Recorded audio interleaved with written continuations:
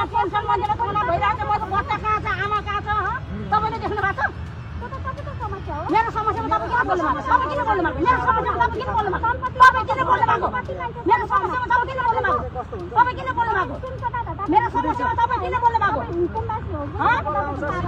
अहिले बढी नबोले फेरि के हुकुमबासी कि तपाईँले खुद देखाउनु भन्नुभयो अहिले बढी नबोले मैले भनिरहेको छु तपाईँ बढी नबोले तपाईँ जे पाइन्छ नबोले यहाँ आजसम्म तपाईँले खानु भएको थिएन जे पनि बोल्यो जे पनि बोल्यो तपाईँ पनि छैन भने कोठामा बस्नुहुन्छ भएर तपाईँ आजसम्म गएर यहाँ फुर्ती लडाएर कुरा गर्छ हुकुमबासी हो रे हुकुमबासी देख्यो हुकुमबासी देख्यो हिजोसम्म तपाईँले खान्दियो भने मेरो भाषा त्यही छ अनि तपाईँ त्यो 2 गते तपाईँ यहाँ माया देखाउनुहुन्छ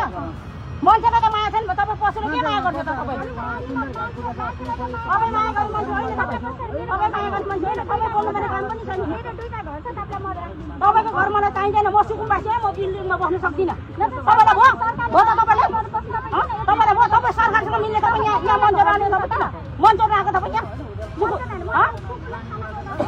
तपाईँले कुकुर खानु खुवाउनु पर्दैन तपाईँले आज एक दिन खाएर हुन्छ पहिले यस्तो वर्ष कहिले खायो यहाँ फोहोर बार्ने तपाईँ हो 1 नम्बर तपाईँ हो फोहोर बार्ने कुरा बुझ्नुभयो हो तपाईँले फोहोर बार्नु भएको तपाईँले फोहोर बार्नु भएको मैले 3000 को सुनको दाम आउँछ तपाईँ सुनको दामको कुरो गर्ने किन तपाईँ बोल्नु पर्ने काम छैन तपाईँ गयो यहाँ बोलाउनु बोला तपाईँ पत्रकार हो कि तपाईँ यहाँ ऊ हो कि तपाईँ गयो यहाँ बोलाउनु बिचमा बोलाउनु टुकी लडाएर कुरा गर्छ सुकुम्बासी होइन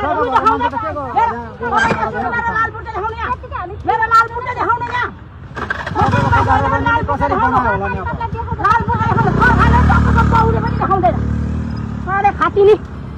दिदी के भएको खास बढी बोल्छ के भयो के भन्नुभयो किन बिगार भयो होइन मैले भनेको क्या अपार्टमेन्टमा त कस्तो राम्रो कोठा छ होइन यस्तो राम्रो कोठामा के अरे राख्नु लागेको छ के भन्यो अनि मैले भने अपार्टमेन्ट हामीले पहिला पनि गएर हेरेर आएको हो होइन सानो कोठा छ 2 जनाको परिवार गर्ने कोठा छ कि त 2 जना मात्रै बस्नु पर्यो बालबच्चा अन्त ठाउँ फ्याङ्नु पर्यो नभए बालबच्चा चाहिँ कहाँ फ्याङ्ने त त्यो सानो कोठामा लगेर भनेर भन्दाखेरि ठुलो कोठा खोज्नुलाई त